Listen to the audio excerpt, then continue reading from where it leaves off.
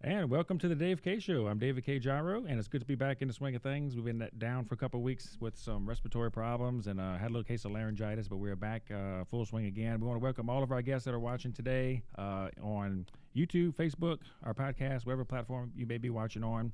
And we always like to say we are broadcasting from the beautiful banks of Falls River in beautiful Point Capee Parish in the historic Julian Partridge Arts Center and Museum.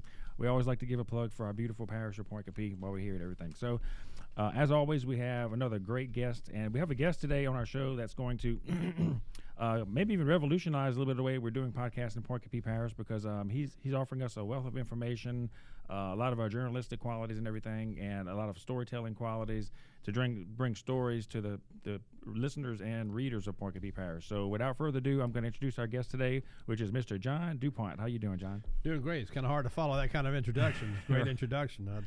Very flattering, and yes. Thank you. Yes. Well, welcome to Point Capee Parish. So a lot of people know who you are. You know, you're coming from out of the parish into the parish working. Tell us a little bit about what you are getting involved in right now in Point Capee. Okay. Well, as a reporter here, I have worked in this area. I've mainly done high school sports for 8 years and worked with other newspapers. And so here I am now. I'm on the other end of it. I'm here every day, and it's kind of an interesting transition, because even coming out here last 8 years, when I would come out here and would basically be on a Tuesday night or a Friday night, maybe an afternoon occasionally. But when you're here every day, it's almost like comparing it to having this friend you've had for many years, and then suddenly I'll move in together and you get to know them in an entirely different way. And it's very much what I'm experiencing here, and it's fascinating. There's a lot of charm, a lot of interesting little facets of this community I never would have been able to discover just by those little once-a-week visits to Catholic, to Falls River, to Livonia, what have you. Right. So this is it's been an amazing learning experience, and I'm having a great time with it thus far. Well, I tell you what, I and the people of Point Capee Parish welcome you in to. We're looking forward to you working with the Point Capee Banner, right? Yes, thank you. It has a lot of history. It's been in business since 1880. So you got still a history. I think Rutherford B. Hayes was president at the time. Wow, that's amazing. amazing. History there. We were still in Reconstruction, so right. That definitely has some credence to it. But be that as it may, it's we're looking to maybe take it some different directions with it. It'll still be a newspaper format. It'll still be a weekly paper, but at the same time, we want to move into what we kind of joke say is get it finally into the 21st century. Right. We want to expand with a website, do some Facebook videos and videos on the website, maybe have a YouTube channel, and become a lot more current, because there is a 6-day lag time, and as we know, a lot of things can change in the course of those 6 days, and we want to be the foremost source for people in Point Capee Parish. I mean, there's a lot of fine sources out there, but we're the hometown. We are right there all week long, and we know what goes on here. So we want to be the ones who have the forefront for them and get them information they could not get anywhere else. Yes. The website will be a big part of that. The Facebook page is even in this short time, we've gotten so many shares, so many hits with it. It's amazing what we've seen just in such a short time.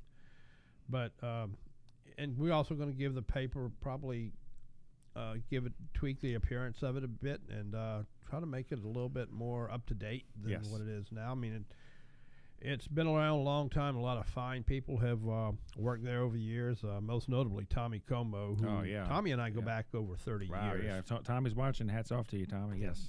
He and I go back over 30 years. We met at LSU. We worked for a paper in Plaquemine together when we were both cutting our teeth. What was the name of that business. paper? The Bayou Country, which has been defunct for many years, since the early 90s. Wow, now it's a Superfest. Not the Superfest, no. But it was a good launching ground for both of us, and we've followed each other quite a few times. In fact, in my most recent hub, the Livingston Parish News, where I was until recently, and he worked with me for a year over there, so it was kind of like deja vu. Right. And it was a fun experience. Himself and Kevin Fambro, who most people know for his wife Robin of The Advocate, and we worked together. And Tommy's phenomenal. Tommy is Yes. done a great job here, and I'm just honored to be doing something he had done here for so many years. Right. Did a fantastic job here. Yes, he has. And it's a testament to the Porcupine Banner to have stayed in operation for this long. A lot of other papers have, like you said, shut down and gone digital, especially national newspapers and magazines. But this paper has just, through thick and thin, rain or shine, just like the postman. I mean, delivered constantly. And you know, It's even in Hurricane Katrina, we did not miss an edition. Really? I mean, there are several times you look at history and you would say, well, yeah, they have every right to have missed that edition, but that was probably one of the glowing accomplishments is during Katrina, when most printing plants were incognito, they still managed to get an edition out that week, and it's been that way with so many other events over the years. You can look back at Camille, maybe Betsy, and go back Audrey, and so many other things over the years. Yeah. But they've held on, and it's across the industry. It's a time of a lot of change, a lot of transition, and a lot of challenges for this industry. Unless you're owned by Jeff Bezos, who has Amazon, like the Washington Post has that privilege of being, then it's generally pretty challenging. If you'd have ever asked me the day when the Times-Picayune, which I always considered a crown jewel of Southern newspapers and really national newspapers, had I ever thought that newspaper would be absorbed by the Advocate 10 years ago, somebody had told me that, I'd have said you're crazy. But the Advocate moved into that area and did a phenomenal job of capturing that market.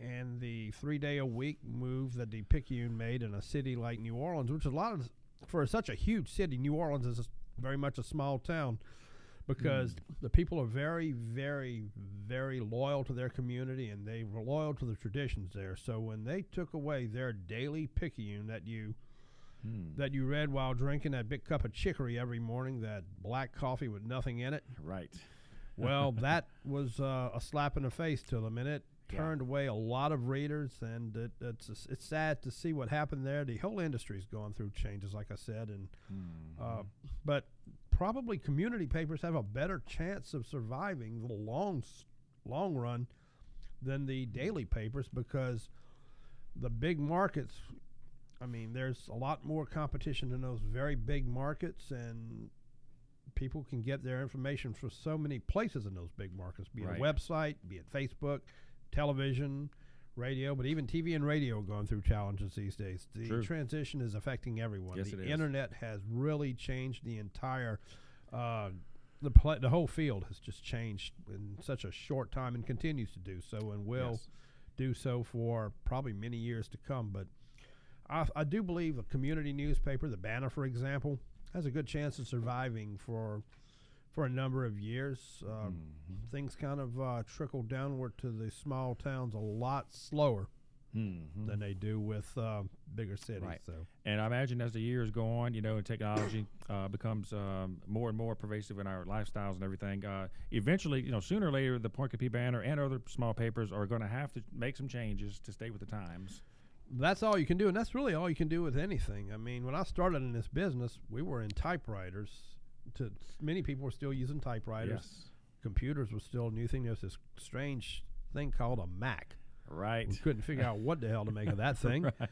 And you still laid out pages by hand, paste up they called it, which was an art in its own self. And God help you, when you had to take pictures, you had 24-roll canister of film, or maybe if you were lucky, 36 or 48. And then you had to go back and develop the thing. And that's amazing. And you didn't know what you were going to get. There was always an element of surprise. Quite a few stories there. But now, with cameras and, gosh, with even cell phones. Yes, everybody's a journalist, citizen journalism. Exactly. I mean, and you can do anything with a cell phone. We do recordings. We sometimes write notes for it. We take the pictures. We even make phone calls. How about that? Right, exactly. Yeah, last on the list, right. That's awesome. Okay, so let's talk about the Porcupine Banner. And so what are some changes that you see coming specifically with the Porcupine Banner in the near future? Well, the appearance will change. It's going to be a little bit more, we're hoping a lot more pleasing to the eye. Give it some, just a, kind of like a tree that needs pruning, and just give it a new, fresh look. And this would be the new face. We have some well, Ashley Vasquez is the general manager now. When Miss Tootsie died last year, and God, what a remarkable lady! My goodness, yes, she was amazing. Yes.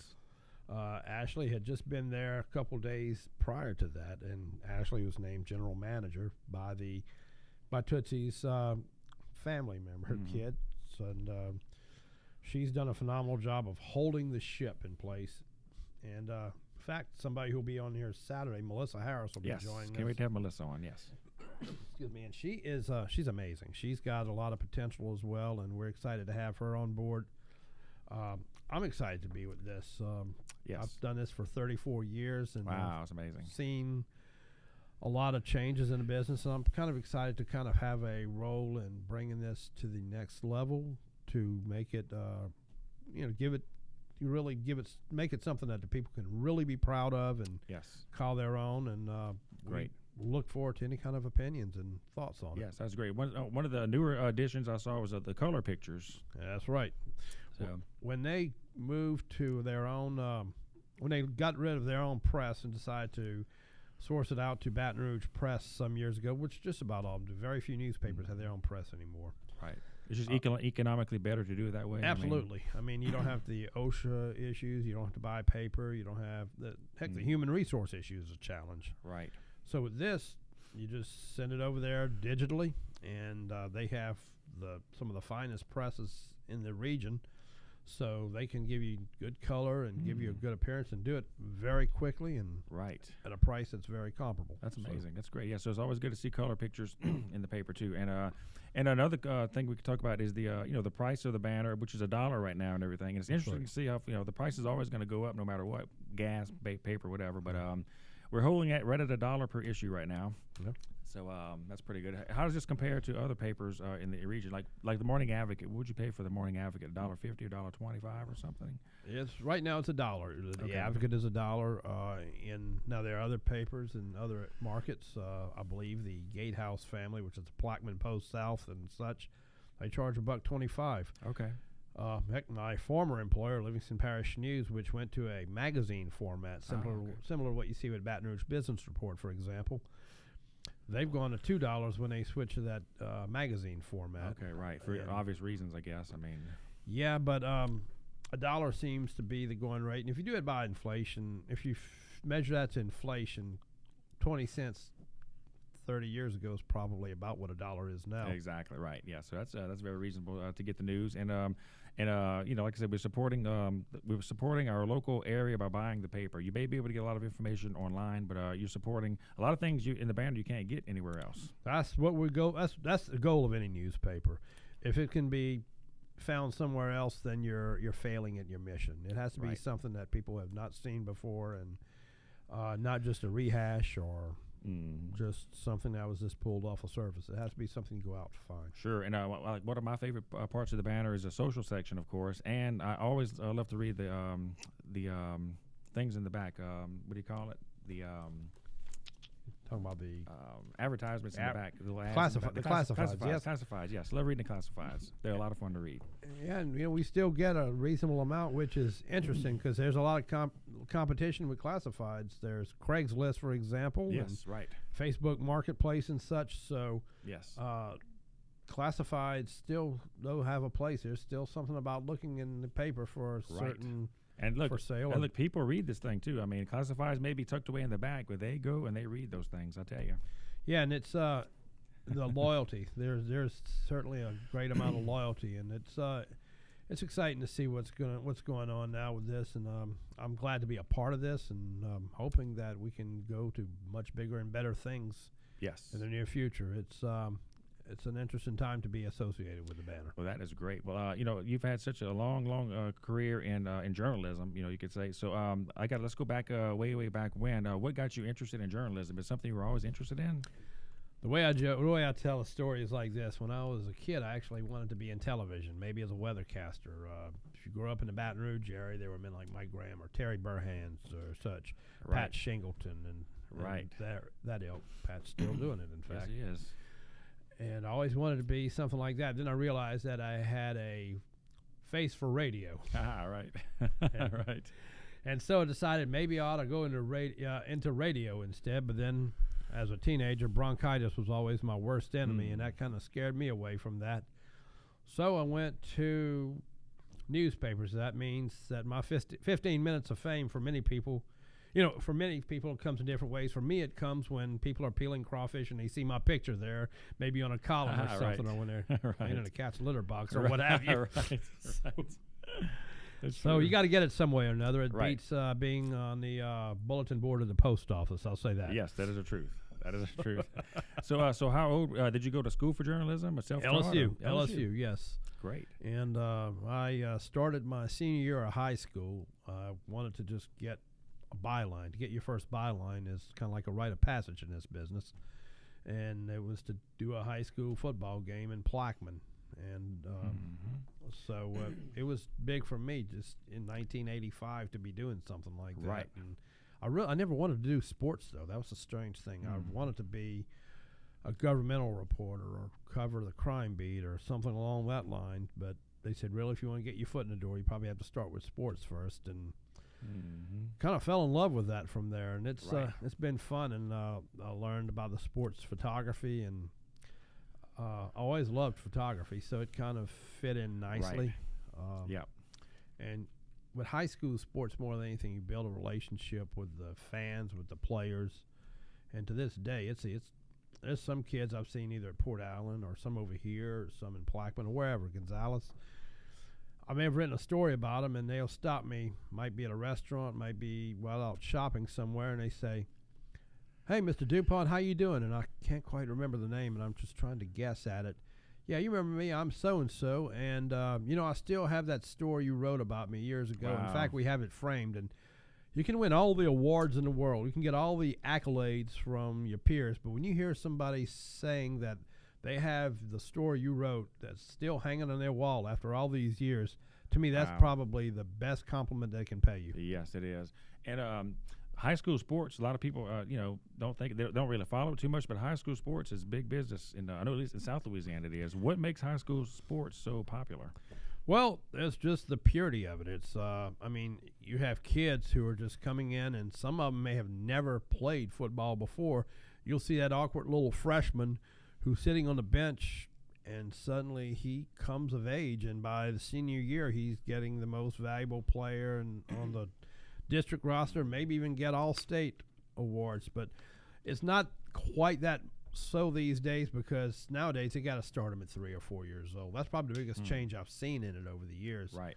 I mean, by the time they're walking, you got them learning to hit a ball or throw a football or try to dribble a basketball. And and when I started, you had a lot of 4-sport letters. Now at small schools, False River, Catholic Point, Capri, it's still common to see 4-sport letters, and there's some amazing athletes there. But it's becoming fewer and further between because of just the landscape now. Everything is geared towards specializing in one sport so you can impress the right college recruit, because everything now is about getting that scholarship. Yes, that's true, right. So I would think scholarships, and of course moving on to professional sports later on the line. Yes, college then professional. Yes, absolutely. And gosh, we've seen so many of them over the years who have done that. And gotta say, it was pretty cool years ago when I was watching the New Orleans Saints in the Super Bowl, and they have Randall Gay playing for them, and there was Tracy Porter, Tracy was from Port Allen, Randall was from Bruley, as was Norman Lejeune. And I covered those guys when they were in like 8th and 9th grade, and to see these guys now, getting worldwide attention. Right. It was pretty cool to say you were at the early phase of all that. And that's amazing. It is interesting when Randall Gay stopped me somewhere and say, "Hey, Mr. John, how you doing?" I said, "My God, this guy has enough money to own me, and he still calls me Mr. John." That's amazing. Yes, that's a testament of the part that you played in their life growing up. Giving them the coverage and the recognition they needed, and the word out. That's great. And those guys never forgot where they came from. That's important. Yes. And the same thing goes with Roger Cador, who was a product of Rosenwald High School, and this weekend he's going to be inducted into the Louisiana Louisiana Sports Hall of Fame, I should say, in Natchitoches. And Roger's a class act. Yes. Congratulations to Roger Cador. This is great. Absolutely. And Roger, he never had intentions of coaching baseball. He really wanted to do basketball at one point, but he really wasn't that good in basketball, and then kind of gradually worked his way into baseball. And he took the Southern University baseball program from absolutely nothing, and when I mean nothing, no equipment, nothing. Wow. And he got on the phone with an old friend he had from his days with the Braves, Dusty Baker. And he said, "You have any used equipment, Dusty? Some used bats, used gloves, balls, what have you?" And got all of it. And he literally built that program from the ground up. Incredible. And Roger took it places had never been before, into the NCAA. In fact, there was a sportscaster at WBRZ in the mid-'80s, Knox Nunley. This is 1987. Roger's favorite story, I might add. Knox Nunley said, "Okay, the Southern Jaguars will be playing Cal State Fullerton tonight, and I can tell you tonight that Southern does not have a snowball's chance in hell of beating Cal State Fullerton." Well, you know what? Game goes in extra innings, and you know what happens? He ate those words. The Jaguar, exactly. And let's just say it this way: Roger lasted a lot longer at Southern University than Knox Nunley did at WBRZ. Yes, that's another story. Wow, right. I love to hear him tell that story in detail. That'd be great. That is good. Okay, well, great. So here's a rumor that I hear. This is being pre-recorded. We can cut it out if we have to. But I hear that Falls River is getting their football program back up. I've heard different stories. I know that they're doing the eighth graders are going to be playing. Okay. I think a lot of it is just to the number of students. That's been the biggest issue. And right. To me, the glory days were when I first started here, and you had 4 schools playing football. Falls River had a great program, and then Point Capiz Central, which is now the STEM, days.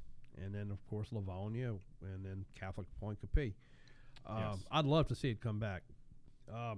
Yes. In fact, the last year that they had a full-fledged varsity football team, probably one of the finest athletes I ever saw, Damian Johnson, Peanut they called him. This kid was phenomenal. I mean, catch balls just in the end. In fact, just without looking, just had his hand back. Wow. I mean, just some of the things he did. And he excelled in basketball, like 40 points a game on the average. I mean, he was the lead. He was the yardage leader, the passing leader, just all across the board in football. Talented. He was amazing, and a small fella. They didn't call him Peanut just because he liked planters. Right. Right. So what's he doing now?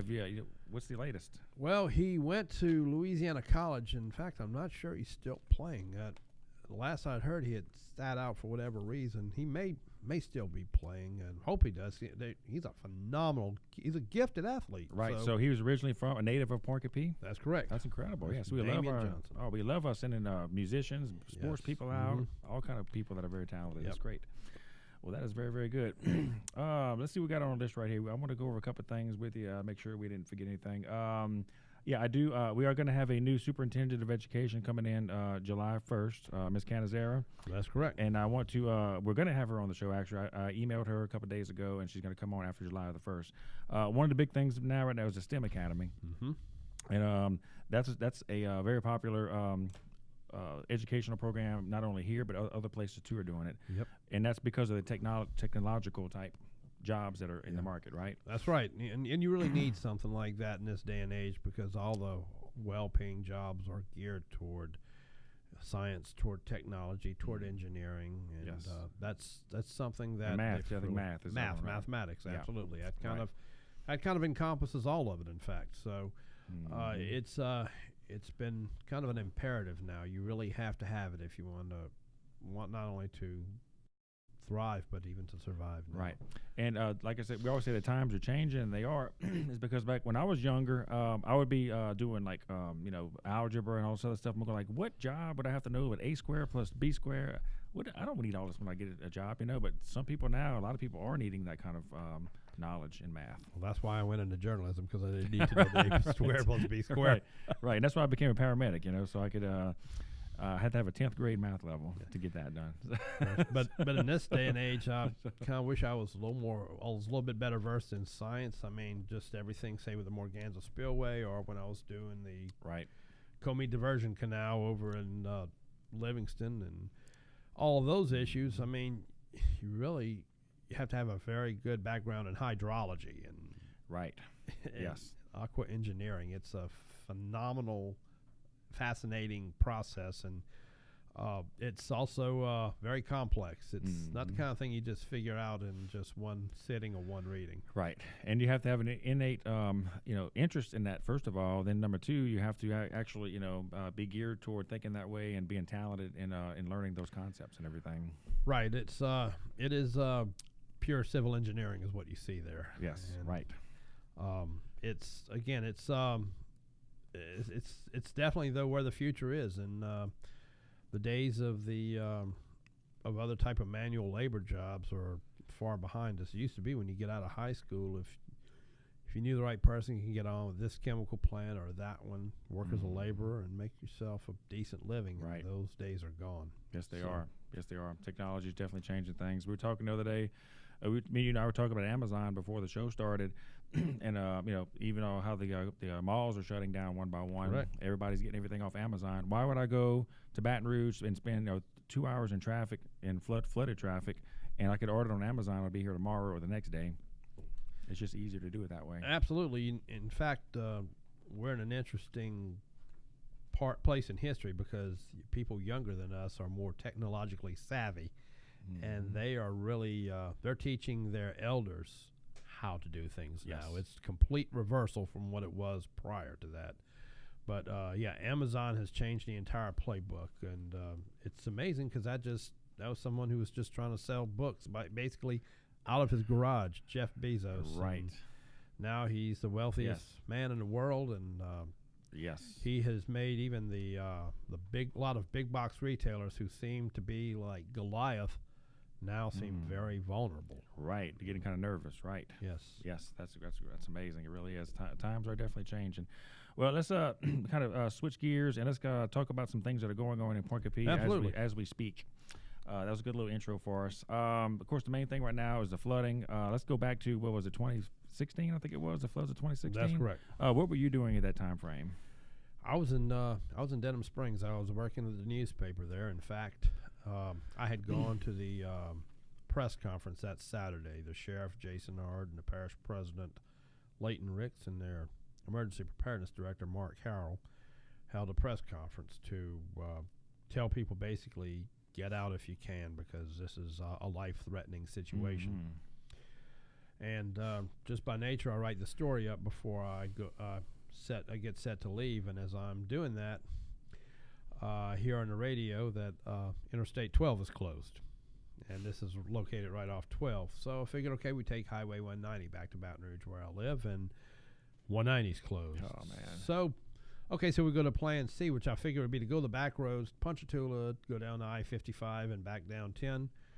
Well, we drove right over that overpass, and I was greeted with 5 feet of water, did a U-turn, went the wrong way. And oh, my gosh. I say, Mark, what's the secret route to Baton Rouge? You probably know. And with a little wry grin on his face, he says, John, there is no secret route. You're stuck here. Oh, man. So for the next 3.5-4 days, I was sleeping on a mattress or sleeping in my car, and just sitting in that office waiting to see what was going to happen. It was like being on ground zero. Wow. Yeah. And, right. Get to see the governor walk right in. DOTD head Sean Wilson and I think Garrett Graves walked through there at some point. It was it was a phenomenal process, and it was fascinating, and I gained a lot of respect for what these people have to do in times like this, because we were all in the same boat. We all had our, people were losing their homes and everything, but they were up there trying to man things to keep things in civil order, which was a tough task. Yeah, I mean, it's unprecedented. Nothing like that has happened. They say with the 500-year flood, but in our lifetimes, nothing has happened like that in Denham Springs, at least, or in South Louisiana. And looking back on, the causes of it and what got us in that situation, it was kind of weird because the weather patterns during that time were so weird. And did it really rain that much to where that short of a time where we got that flood? And it's like the floods now in Baton Rouge that are happening. It didn't seem to be raining that much over the past day or two, but the water's rising. Yeah, it was 5.5 inches of rain in just a couple of hours. It was it was brutal. That's incredible. That is amazing. And a lot of that they've had over here as well in New Roads here in Point Capee Parish. And Yes. We're in a particularly delicate, very vulnerable situation here because, we're surrounded by water. We're surrounded by False River. Mm-hmm. You got Old River in that area. Yes. So, and not too far off from the Mississippi River. So, Mm-hmm. this is basically like an island. It's almost like a bowl. Almost not much different from what you have in New Orleans. Right. And so, something like the Morganza opening, which I know we'll be getting to shortly, is Right. Always something that has people really very much on edge because Right. Because of just the obvious, a deluge of water. Right. Sure. And of course, the people back, 50, 100 years ago, the people that built the levee, they knew that eventually something would happen where we would need a levee, and they spent untold hours and money building this big, huge levee, which was actually amazing. It hadn't broken or anything yet in our area. So they knew what they were doing. Likewise, the creators of the Morganza Spillway knew what they were doing when they created that because anticipating things that would happen in the future, which they're happening now. Yeah. And so, a lot of questions a lot of people have. We can segue into Morganza right now because that's the big thing. Morganza is on the CNN right now. It's everywhere. It's national news. 30 minutes in, so we're good. So so that's the big thing right now. Morganza Spillway opening up. I am kind of frustrated and kind of going through the news feeds of all my friends on Facebook and everything. A lot of people are frustrated because they have postponed indefinitely. Again, we heard today the opening of the spillway. Yeah, that was the words of, in fact, Congressman Garrett Graves. He said it's indefinite, and I don't know how to look at that. I guess my first thought would be that we don't want to just give another date and have people just on pins and needles wondering what's going to happen again. Now. When's it gonna happen? Is it gonna happen? Kick the can down the road again. Correct. On the other standpoint, I imagine a lot of farmers right now are breathing a huge sigh of relief, or at least feeling that they have a little bit of a quote reprieve, because a lot of them are looking at losing hundreds of thousands of dollars of investment, both in time and products and so forth. Right. Everything that goes into making a crop, and it's almost like a dice roll every year. You have to do it, otherwise you don't eat and you don't make money. True. But at the same time, when you're dealing with Mother Nature is, she's going to operate by her own rules, and she's not very forgiving. She does it when and how she wants to do it. So. Right, exactly. That's true, and it's a trade-off because no matter what you do, somebody's going to suffer. If people are going to flood or crops are going to be destroyed, somebody's going to suffer one way or the other. Now I do hear that a lot of the farmers have insurance that will carry. Yes, they do. In fact, that was a big relief when Mike Strain, the agricultural commissioner, had announced that 2 weeks ago at the public meeting for the what was then going to be the June 2nd opening. Right. Surprise. Right. And right. And granted they postponed that, but that alone was huge. I mean, granted it's only 60% of it, but still. Right. 60% versus nothing is still a little bit of a relief. Granted, they still have to start over, and it's ultimately the consumers who end up paying the price for when everything from wheat to soybeans and most notably sugar goes up. Oh, yeah. And right. It's particularly important in this area because agriculture is still king in Point Coupee Parish. A lot of other parishes have turned toward the petrochemical industry or other large industries to be considered their bread and butter per se, but in Point Coupee Parish, $144 million a year is that's how much is injected to the economy through. That's incredible. That's soybeans, sugarcane, wheat, absolutely. It's maybe a quarter of that in West Baton Rouge Parish, and about maybe 60% of that figure in Iberville Parish. Of course, Iberville is a haven for the petrochemical industry, and it's been so since the 50s when Dow Chemical opened. Right. So. Right. Definitely. Yeah.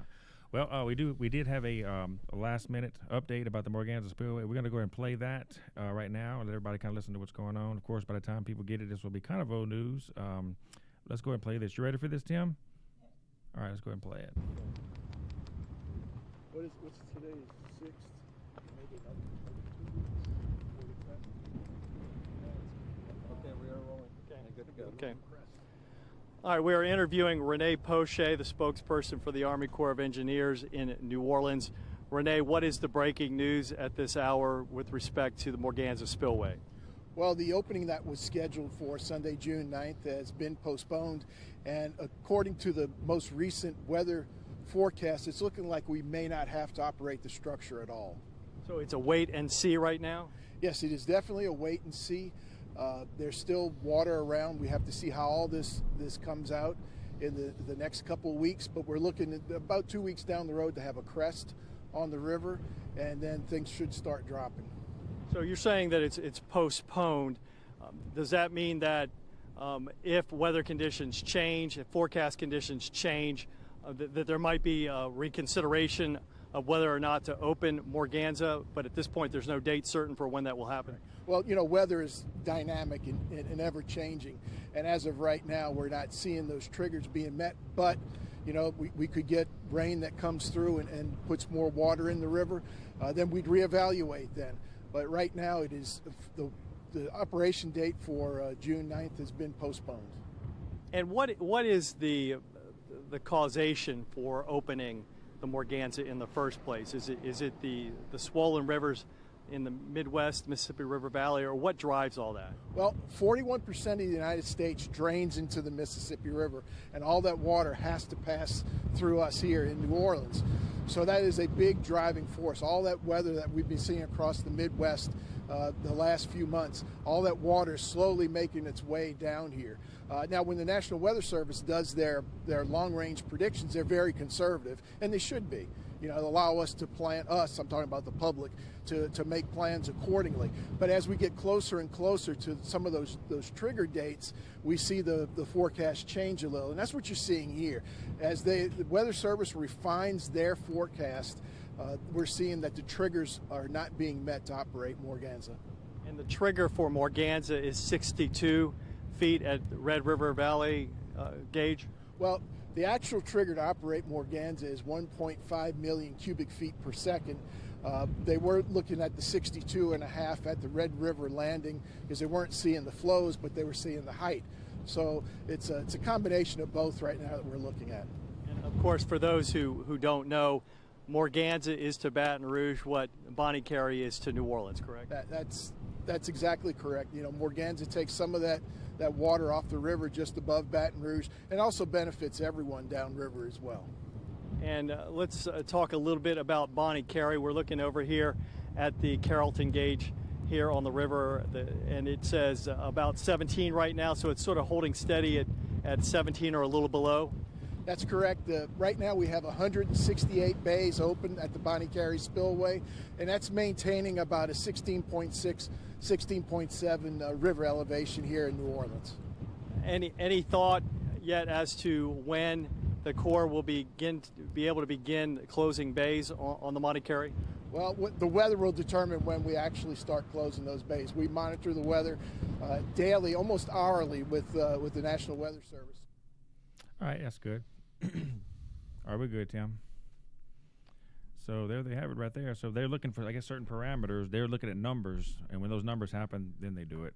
And you see, a lot of what we just saw here harpens to back what we were just discussing a little while ago, is that there's really no certainty whatsoever in how anything takes place with this. It's all based on what Mother Nature dictates, because if four planned openings have been scrapped, right? And they just really can't make any kind of rash decisions here. Can't make any kind of big predictions either. Right. So it's everything dictated upon what happens with the weather, and it changes by the day, sometimes by the hour in cases. Right. So really, they're just kind of at an impasse. I guess it's the best way to describe it. I mean, really, in the grand scheme of things, it's probably best that they didn't have to open it because of you can't take their water back. Right. You cannot take it back. No, you can't. You put toothpaste back in the tube either. Right. So. That's true. Exactly. Yeah, so we'll see what they do in the future. You know, I mean, but we're hoping and praying that they have everybody's best interest. No matter what they do, somebody's going to suffer one way or the other. And I guess it's the least amount of damage that you can do. Those are the choices that you have to make. Absolutely. It's kind of frustrating, you know. I don't know. We'll just pray that they do what's right for the public at large. I guess I'll just leave it right there. Amen. All right, so the Point-Capee banner, great. You got the latest version right here. We want Yes. people to go out and buy a copy of the banner. Correct. Because we got a lot of good stories up in Yes, here. we What do. are some headline stories without going into too much detail that you Well, have? obviously the Morganza Spillway is a good portion of it right there, and then also talking about the litigation that has begun regarding the unfinished work on the runway Yes. at the airport. Right. Which accommodates over 80,000 operations of aviation per year. That's a lot for a little community like It this. is, right. I hear the fuel prices are great down here. That's why a lot of planes come out here and fuel Yeah. up.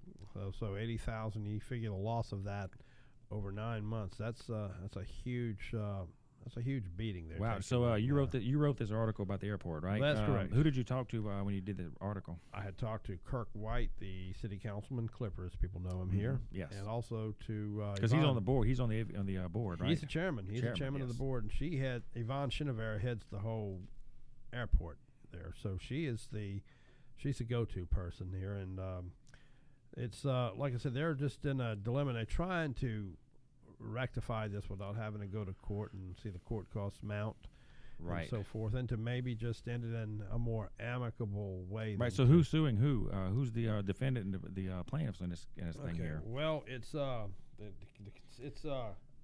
Coastal Bridge Incorporated. That's the company that's involved in the holdup right now, and there's some dispute over the quality of the runway and what needs to be done there. A lot of this is from seepage along the Mississippi River when you have these overflows and these floods, and a lot of that finds its way there. So you have sand boils that develop there, and it makes it much more difficult for landings and takeoffs. Right. So basically, it's an unsafe situation for people to be landing on. That's why. Correct, and it's been closed since September. In fact, the contract was signed for September 11th, an auspicious date. Right. And it was Right. supposed to have been finished by the 12th of December, which would have been a 93-day window. And it again, here we are. That was December 12th, and we're going on. Today is June the 6th, and still not Yeah. completed. That's a lot of time. That's a lot of time to sit idle. And Yes, it is. so There's a lot of hangars at the airport right now with aircraft in the hangars. How are those people are pretty much trapped there? They can't get their aircraft out. well, they opened temporarily to let some people get their aircraft out. They did it for 5 days. So Okay. of this period, 5 days has been the only period Got that's it. been open. I do see a lot of military helicopters flying occasionally. Can helicopters land at the airport? As far as I know, yes, they can. Yes. Okay, because they're not using the runway, of Right. course. Okay, Right. gotcha. All right, well, we'll be interested to definitely see how that comes out about. And once again, the people out there, read about it. Go pick your copy of the banner up. You can read about the whole story that John Dupont did, and I'm sure it's a great story. I haven't read it yet because the paper just came out today, so Yes. I'll definitely read about it later on. So any other interesting stories? I see you have a story about the Gyro Boys on here. Absolutely. Where's that at here? I think you know them pretty well. Exactly. About what you have here with the studio. You have Right. a little bit of everything from the podcast we're doing right now to Yeah. music to photography. Does some phenomenal photography. A lot of it has found its way to our paper. Yes, a lot of sports photography. Grant does. Exactly. Grant has done a fantastic job with that. It's been a pleasure to have him all along here. That's great. And then, of course, filmmaking, something that's very much on your Yes, we love that. that's very much on your eye, and you're, of course, going to be talking about a False River Film Festival coming up. Yes. You heard it here first on the Dave K Show, actually, guys and girls that are listening here. So we are thinking about probably going to do it. I got to talk to the right amount of people and everything. We want to have the first annual False River Film Festival coming up. It's definitely going to be next year because we got a lot of stuff to plan. We just came from the film festival in Lake Charles, and we had one of our short films that was entered over there, and it actually was an official selection, which that in itself is pretty cool to get an official selection. Out of 60 entries, they only selected 30, and we got into those 30, so that was good. And that was a 48-hour film project that we had entered, which, of course, as you know, with 48-hour film project, you can't get your film nice and polished like you want because everybody's scrapping around for 48 hours to get it done. But I thought it was probably the best 48-hour film that we had done over the past 4 that we did. So, and I was so impressed by what little resources they had to put on an actual film festival. They took one of their community centers and put out this big screen and had a projector, and that was their film festival. And they had a lot of people that came, and it was all day long. And they screened 30 films. And I said, if they can do it, we can do it. So, And it's things like that that put a town on the map, and it's really exciting to see something like that come here and to see people who are willing to undertake something like that the way you all have. Yes. It's been done totally grassroots, which is a story in itself. To see any kind of Right. grassroots project come from its inception and then grow from there, like a tree or what have you. Right. It's fascinating. Yes. And you guys have all done a phenomenal job thus far. It's been great watching this whole process. Yes, I appreciate it. So, as you know, we talked about earlier about times changing, and what you got to keep up with the times. The podcasting format is where things I think are headed, because Yes. Cablevision as public access TV, Cablevision, that's going by the wayside.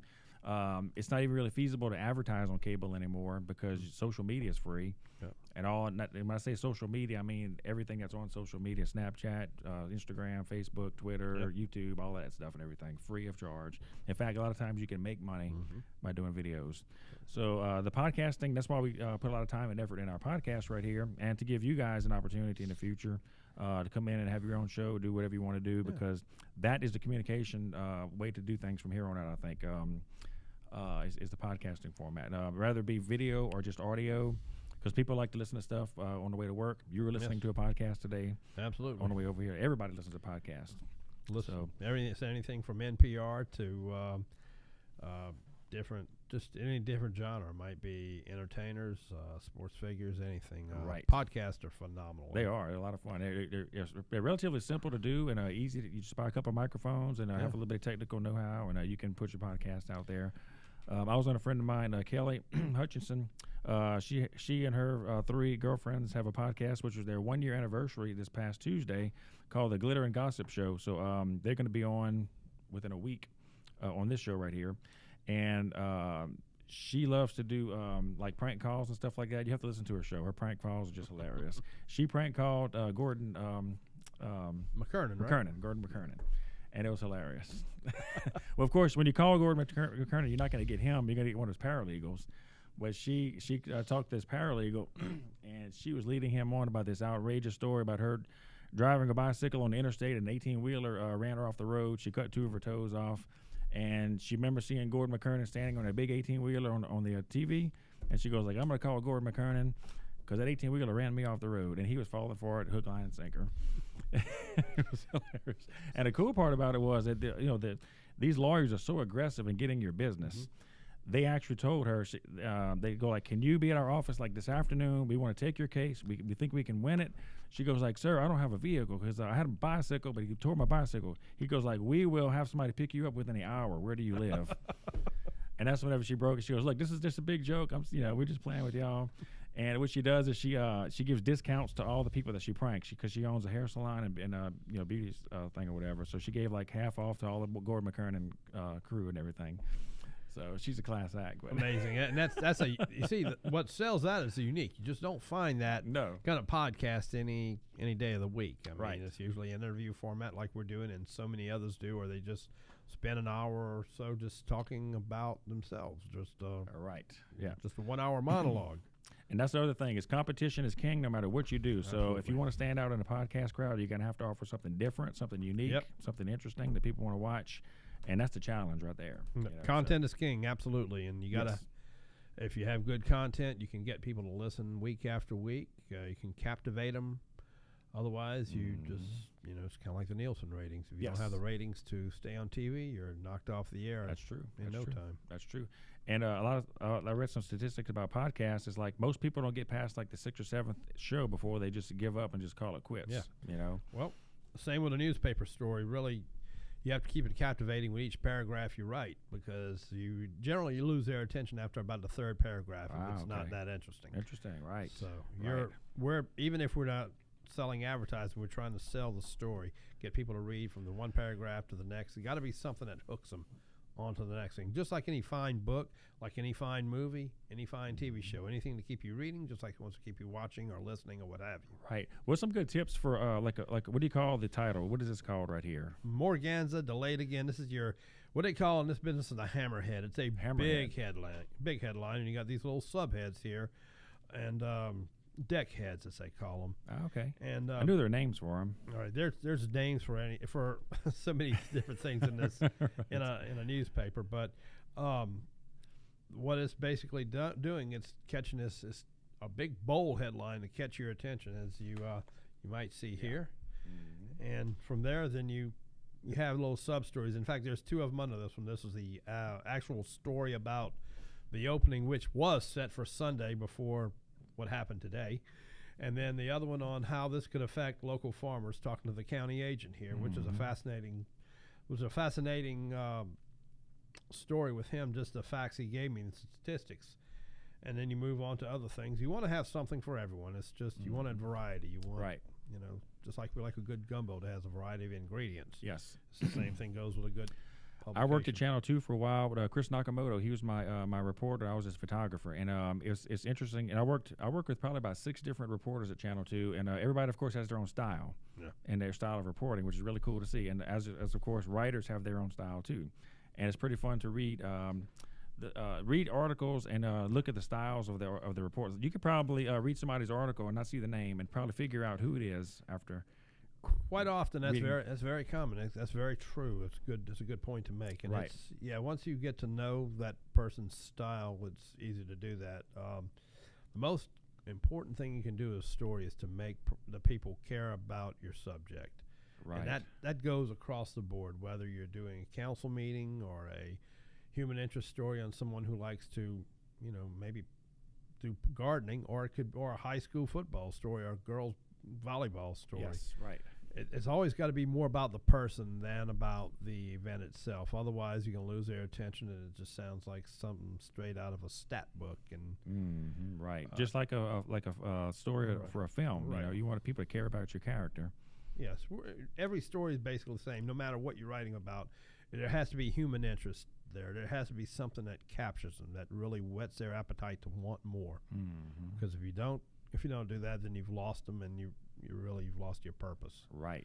Some of them are easier to do than others. Roger Cador, people know and love about him. People are curious about a local film studio here in Point Coupee Parish. You just don't see a whole boulevard full of film studios. True. Yes. In Point Coupee Parish. Right. Exactly. Until this, until now, you didn't see one. That's right. Thanks to you. We appreciate it. Yes, we appreciate it. So, those little hidden gems. You know what? There's a lot of undiscovered hidden gems that are yet to be found in Point Coupee, I think. Absolutely, and that's the beauty of a parish like this. And there's so many things to offer. And as it goes back to what we were saying in the beginning of the podcast, is that a lot of the things that I've discovered, I didn't discover until in the last few weeks. The little hole-in-the-wall places, the little restaurants, and so forth. Right. The people, most of all. It's the people that really make it. And this is a wonderful area. It reminds me a lot of my hometown of Plaquemine, where I'm originally from. Of course, both of them down along the river, and in fact, a lot of the people are related. So right. I've been having a lot of people from Plaquemine come on the show for some reason. It's a theme, I guess, you know, which is pretty interesting. Who's the guy we had earlier? The Pizzolata. He has a martial arts studio in Plaquemine. Roman Pizzolata. Roman Pizzolata. Yes, I know him. Yep, absolutely. Yep, he was out here. He's going to come and he's going to teach Datha some self-defense moves. We're going to get a big padded mat, and somebody's behind's going to get kicked. I don't know who, but he's going to teach her some stuff later on. So you may want to do that one as a pay-per-view. That's true. I actually mentioned that on the podcast. I said this needs to be a pay-per-view. We can make money off of this. UFC makes a lot of money off that kind of thing. You got to think about that. So yes, they do. Maybe it's all in the you know, we were talking about we were talking about Scott Rogers, because you saw one of my books over here about Scott Rogers, but I like a lot of interesting crime stories to read about. Yes. And so one of the things was the Chris Watts case was one of them, but I also got back into the Derek Todd Lee case with Tony Clayton whenever he prosecuted that, and that's what made me think, you know, Derek Todd Lee killed a lot of women and terrorized a lot of women, but a lot of those women, I'm not saying it was their fault by no means, but because Derek Todd Lee was the cause, but some simple things like leaving the keys in your door, leaving your door unlocked. That's right. Simple things like that. Just let people just walk into your house. That's some of the things that Roman was discussing. Yeah. Well, you know, that really, the Derek Todd Lee saga back around 2002, 2001, 2002. Right. That changed the playbook on how people look at a lot of things, because people became a lot less secure after that. Also, the gun sales spiked. Yes. After that, and they still remain very solid. Yes. Home alarm sales spiked. All these happened, and it's all because of things like that. Because you see, Baton Rouge, just like on New Roads, thought of itself for a long time as just a big small town, and it's like Mayberry with a state capitol and a bridge. But after something like that, it made people realize, my gosh, this is not the same town I knew. And to this day, in Baton Rouge, for example, it's not uncommon to have at least one homicide a day, and sometimes multiple homicides. It's very disturbing, and a lot of that's spilling down into small towns as well. Gonzales has had that issue. New Roads in recent times has had it. Plaquemine, and it's a very unfortunate trend, but it's just what happens in the large cities finds its way into the small towns. Yes. It trickles. I think Derek Todd Lee, whenever his reign of terror started, I think it started before actually the women we knew about that he killed. I think he had some fishy stuff going on before that from the book that I read. But the whole thing with him was back in that day, like the DNA and all the technology was just starting to come out. He could get away with a lot of stuff that you cannot get away with today. Certainly, I have to think that between the DNA you just mentioned, as well as this little device. Yes. I mean, people can be tracked down a lot quicker than they were able to in the past. Yes. I think that's one thing that may have helped them track down Dakota Terrio over in Livingston Parish in Ascension, when he killed 5 people in a spree. Starting with 3 in Walker, 2 in Gonzales, and then drove all the way up to Virginia. Yes, and he did. Within 24 hours, that's the amazing part. Over 1,200 miles, and then within 24 hours, they were able to capture him. Wow, that's incredible. And a lot of that, I have to believe the technology had something to do with that. Because security cameras are everywhere nowadays. You can't go 3 feet outside without being filmed by somebody's camera. That's right. Derek Todd Lee didn't have all that back in his day, so he could get away with a lot of stuff, Yeah. What really fascinated me, I guess, the murder that he committed that really boggled my mind so much was the Subway. Whenever the lady at Subway in Port Allen, he just snatched her out and just took off with her, never found her body. That's right. That was Marianne Fowler, who was the wife of the then Commissioner of Elections, Jerry Fowler. Yes. Who by that time was already imprisoned for I forgot what it was, fraud. Election fraud, I believe it was. Imagine how he felt, being in prison, not being able to do anything, knowing his wife was kidnapped. And was not able to attend her funeral either. That's true. He died in prison with all that there. In fact, they never have been able to exactly figure out what happened with Marianne. They never found her body. It's incredible. Nothing. It's that's amazing. That was around December of 2002, if my memory serves me right. Mm-hmm. Right. I think it was Christmas Eve. Correct. Yes. And again, never found her. Incredible. What did that do with her, man? This is amazing. Right. And there were a few others like that. We knew that he loved to dump people over the spillway or the spillway over there. Whiskey Bay. Whiskey Bay. Yeah, right. In fact, 2 of them. In fact, I want to say his last victim, I want to say that was Carrie Yoder, if I'm correct, and I believe Pam Kennemore was found there as well. Mm-hmm. That's correct. Yeah. And a lot of this seems like yesterday, because even working at the Plaquemine Post South, where I was at the time, which is really where I cut my teeth in a big way. Mm-hmm.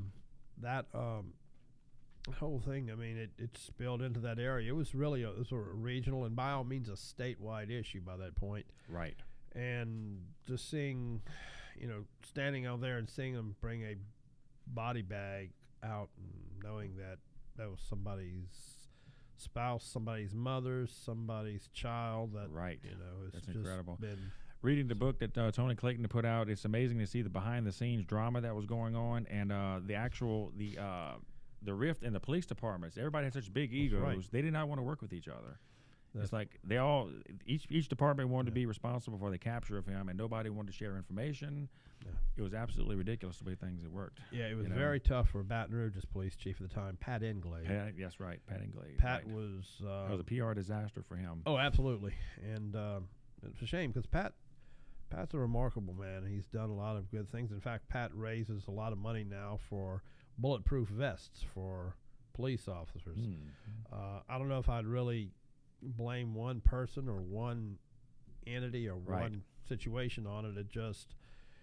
They were completely eluded. In fact, most people at the time thought Derek Todd Lee would have been a white man. A white person, that's correct. I mean, the person of interest, as we heard at the time, so many on billboards even at that point down Interstate 10 going toward Lafayette. That's right. You see these billboards, and there it was, his image, and that looks like. And they did not want to, get away from the fact that he was a white man. They didn't even want to entertain the thought of him possibly being a black man. Yeah, and for whatever reason, there. I mean, maybe they feared profiling and right. That's exactly right. Being criticized for profiling, which, granted, Louisiana and much of the South has had a very nasty reputation from profiling over the years. Right. And that's a whole different story. And then I was reading, then we have like 2 serial killers on the run. We had Derek Todd Lee and then Sean. Was it Gillis? Sean Gillis. Yes, Sean Gillis. Yes. That complicated things even more. Right, because you didn't know which one it was. That was a very daunting period for us. It really was. I remember those days. Jeez, it really was. And as I said, it got to the point you had to lock your door. In fact, we lived in Beauregard town at the time. Lady I was married to at the time, and had this gentleman knock on our door one night, and I didn't know what it was. It was late. I mean, woke up, and I thought it was our neighbor at first, and this guy's at the door. Thank God we had bars in there. He wanted to come in and everything. And wow. I looked at the guy, and, finally he just left. And then he came over another time, and my neighbor had brought his pit bull, took his pit bull out and ran the guy off. Oh, right. Well, right. It turns out when Derek Todd Lee was arrested, I said, I recognize that man. Wait a minute. It wasn't him. I'm almost certain it was Derek Todd Lee. I'd probably bet my last dollar. Wow. Beauregard town, that was his operations area. I mean, that's where he was. And the lady I was married to at the time kind of fit the profile. He liked shapely women. Yes, he did. My former wife was shapely. And right. He liked some high cheekbones, like beautiful women. Yep. Yes. She worked at a newsstand, so she was in a high profile position. Wow. The city newsstand, which was on Coursey Boulevard. So this was around the 2000. What year was this approximately? 2002. 2002. Summer of 2002, late summer, maybe early fall. Man, that's amazing. That is incredible. Yeah. And you know what the sucky part about the whole thing is? The dude died of a heart attack before he got to be put to death. Yeah, amazing to know he even had a heart. Right. True. That's true. That is true. That's the most aggravating part of all. Yeah, and so a lot of stories are being carried to his grave of what may have happened, because he would not talk. He did not say. No, he didn't. Anything. He just had the DNA and. Right. There were some other unsolved cases. Early on, I think. He was always like a peeping Tom. He would always look through people's, even his own relatives, his own cousins. Correct. He would look through their window. And there was an unsolved case. I don't know if it was a strangulation or what it was. Somebody was killed, and they think that he probably did it or whatever, but they couldn't prove it. Yeah.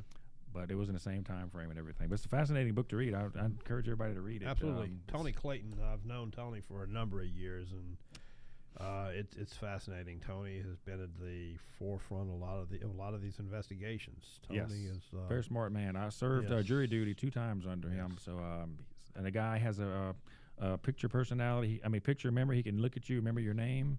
He can look at a jury of 12 people and look at your face and associate a name with them, just like that.